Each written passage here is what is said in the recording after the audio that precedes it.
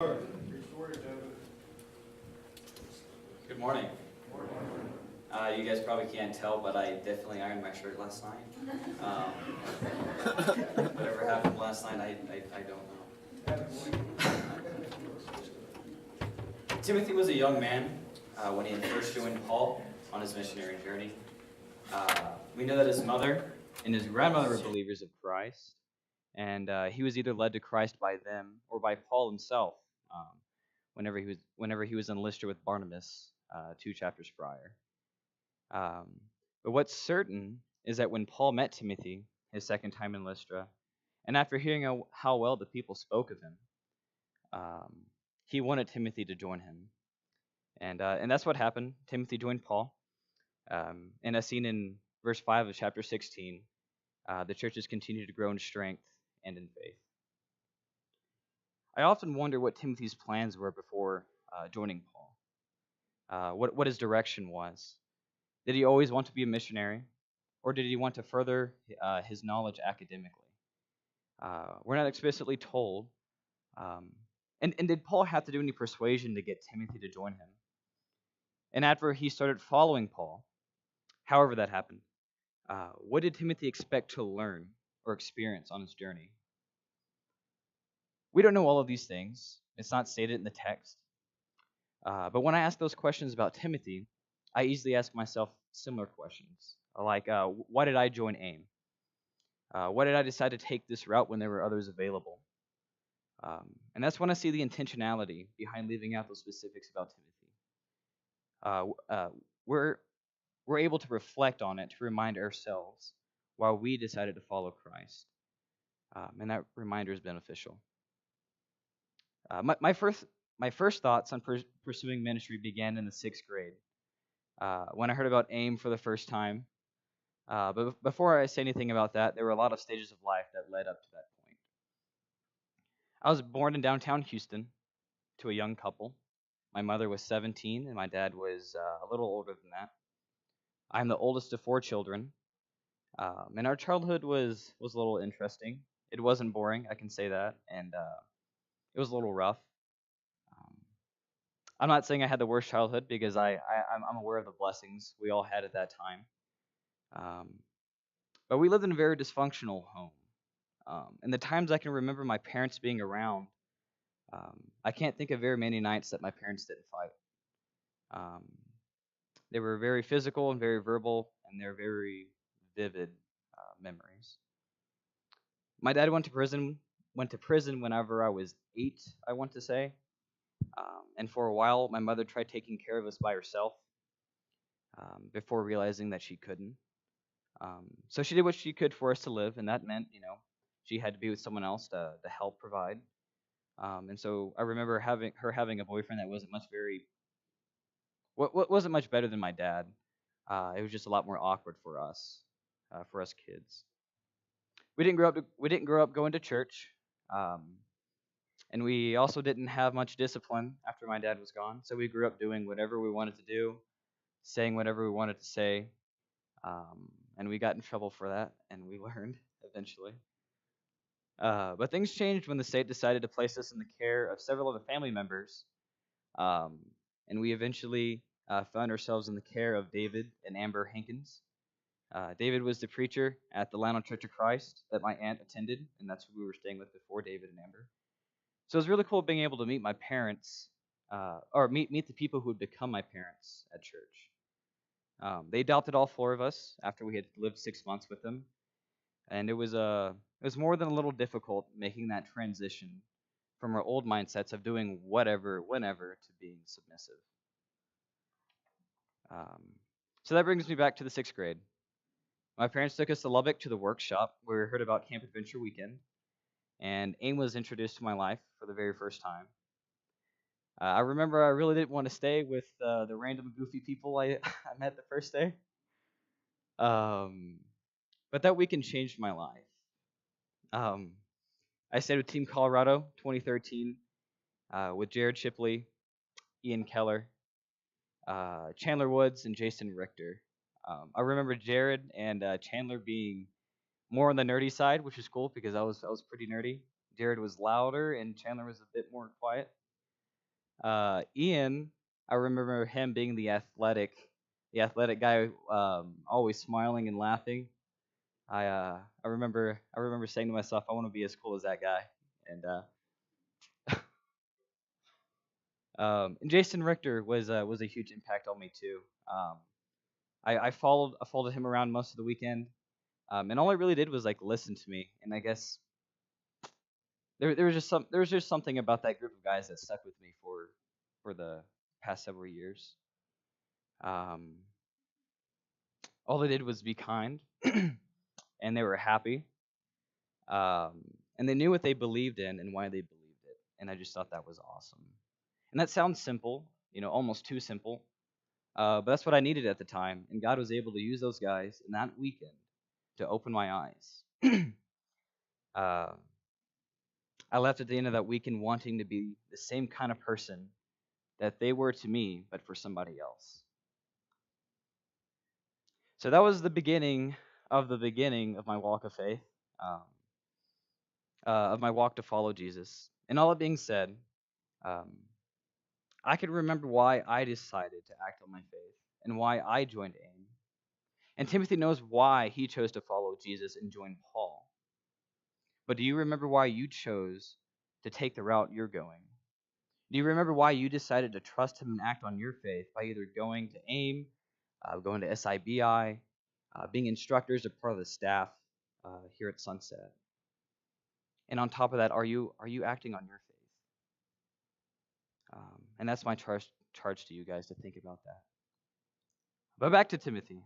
When Timothy was with Paul, he got a lot of experience and a lot of learning. He went through the cities with them and he was able to witness firsthand what Paul did. He preached with Paul, and he had so much practical and hands on experience with the different ministries that Paul could confidently trust him to care for the church in Ephesus. He continued to teach and instruct Timothy, and that can be seen in the letters, 1st and 2nd Timothy. Just like Paul was instructing and getting Timothy ready, this school is getting me ready for whenever I leave for Brazil, and the rest of the aimers for whenever they leave for their respective fields. We've had classes that focused on specifically on one book. We've had classes that gave us studies to plug into our Bibles. We've been spending some time in the afternoons evangelizing and doing service and taking time to personally grow in ways that speak to us. And recently, we've been taking classes that are solely about our teams and how to deal with conflict and communication so that the 2 years that we spend together are awesome. My time in Lubbock has been amazing, and I thank this school so much for all that you do, and I ask that you pray for us as we go on to our fields. Um, hopefully, I don't get too emotional, but I want to thank a few specific people for influencing me. Um, thanks, Mom and Dad, if you guys are watching or will watch, for encouraging me to come, and for everything that you guys have done leading up to this point. Um, Christian and Angela Thompson, you guys have given me so much advice, and thank you for being the people that I love coming to talk to. Pat and Corey, thank you guys for keeping up with me my junior and senior year in high school.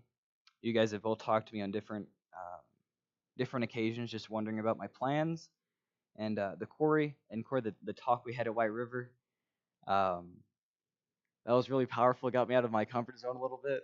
I had decided on college at that point, I think, but after talking to you, it really made me think about my future, and I thank you so much for that. And finally, I just want to thank you to the families and the individual friends that are close to me. Thank you, Ben and Matt. You guys, you guys have definitely encouraged me to come, and I thank you so much for that. Lubbock is a launching pad for where we're landing. Lubbock is a launching pad for our fields, and I know that it will continue to affect how we live our life after AIM. Samuel, appreciate the word.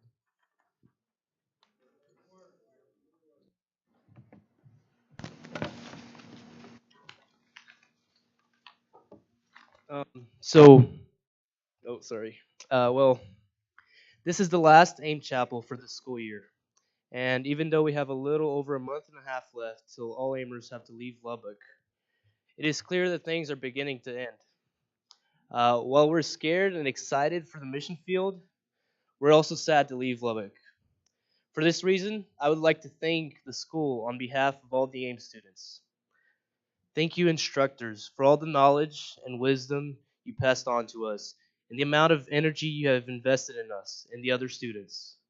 Thank you, SIBI students, for every conversation filled with words of wisdom and laughter and encouragement that you had with every individual aimer. Thank you, AIM assistants and administration, for always looking out for us and making sure that we're giving our best. Thank you to the deaf students. The joy you give to this school is awesome. To the maintenance, thank you for keeping the school clean and organized. And last, thank you to God for giving us this opportunity to be a part of this school. So Devin told us about how he was influenced by the little things Amers did in Camp Adventure, and how that was what brought him here. I have a similar story. Um, I didn't come to Camp Adventure. I was raised on a mission field in João Pessoa, Brazil, and as a missionary son. And every 2 years, a group of Amers was sent there to work with the congregation and with the Army program. And like Devin, I was blessed by their kindness and their loving hearts. Um, it was hard not to be influenced by being around so many amazing people that love Jesus. Their love and encouragement brought me to a relationship closer to God and brought me here today. The influence that God loving people can have on others' lives is very significant. A lot of you know that out of experience. Many of us are hoping to make that influence on other people. Either way, we must continue to allow that God use us in those ways. Devin also told us about how Paul recruited Timothy to join his missionary journey as an apprentice in the gospel. Timothy was a young man. He was eager to learn about God and grow in a relationship with him. You might have been you might have been appalled to many people in your lifetime. It doesn't matter how old you are, but let me tell you this, don't ever stop being a Timothy in your walk of faith. Don't ever lose the eagerness and to learn and grow closer to God. One of the only reasons that we're able to know about the deep relationship between Paul and Timothy is because of the two letters recorded in the Bible that Paul wrote to Timothy. And Paul, being Timothy's father in faith, he was focused in preparing him to be a strong leader and an example of Christ to the church. In both of the letters, Paul finishes with a powerful charge. We know that the inspired words of wisdom he uses are very useful if we apply it to our own spiritual walk. In the first letter, Paul gives Timothy instructions about how to conduct the church, how to appoint leaders, and deal with several problems. But near the end, he gives more specific instructions so that he may remain strong and faithful. 1 Timothy 6, verse 11 and 12. Before these verses, Paul talks about how the love of money is the root of all kinds of evil. And the verse says, "But you, man of God, flee from all of this and pursue righteousness, godliness, faith, love, endurance, and gentleness. Fight the good fight of the faith. Take hold of the eternal life to which you were called when you made your good confession in the presence of many witnesses." Paul tells Timothy, he tells us to flee from all kinds of evil. He tells us to pursue all that is good. He tells us to fight the good fight of faith and to make the good confession that Jesus Christ is King.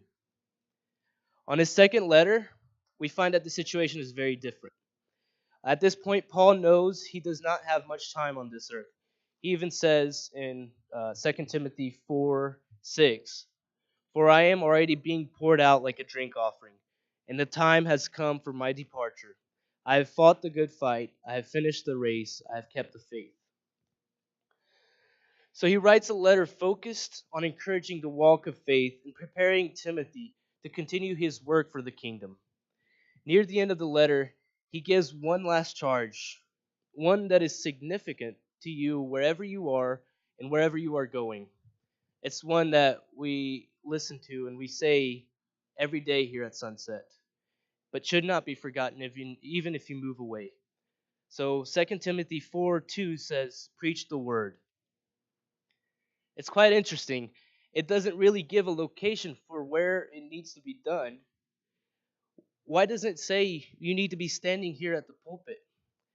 Aren't these like the magical steps that once you step onto, you hear this chant and then you're able to preach the word? Well, um, that's not what it says. I guess maybe we can do it anywhere. Um, it might be here at the pulpit, but maybe at the park, the grocery store, family reunions, wherever you are, preach the word. Be prepared. Well, it continues on to say, be prepared in season and out of season. Whether you find yourself in full time ministry after you leave here, or you find yourself back in the workforce or at college, you're still called to be prepared. Be prepared to share the word. Be prepared to share your testimony at any time. Whenever you find a need, fill it. Whenever you find an opportunity, take it. We're called to be prepared at any time to share the word. It continues on to say, correct, rebuke, and encourage with great patience and careful instruction. So, wherever you go, if it's a different country, if it's a small town in Texas, or just across the street to 7-Eleven, you'll find people that are living in sin. People that are suffering and they just don't understand why. You will have the opportunity to correct, rebuke, and encourage them, and do it with patience and love, showing them the right path and instructing them. Verse 3 says, for the time will come when men will not put up with sound doctrine. Instead, to suit their own desires, they will gather around them a great number of teachers to say what their itching ears want to hear. They will turn their ears away from the truth and turn aside to myths. I have a question. Has the time come yet? Do you have family, friends, or co-workers that just won't listen to the truth and only want to listen to what they want to hear? Well, the verse goes on to say, but you keep your head in all situations, endure hardship, do the work of an evangelist, discharge all the duties of your ministry. It is sad to see people that we love turning from the truth, but wherever you are, and no matter who turns away from the truth, you must keep your head up and continue to do the work of an evangelist, continue to preach the word. So Paul leaves us with this charge that wherever we are, however, whenever, don't let yourself be discouraged, but be bold and preach the word.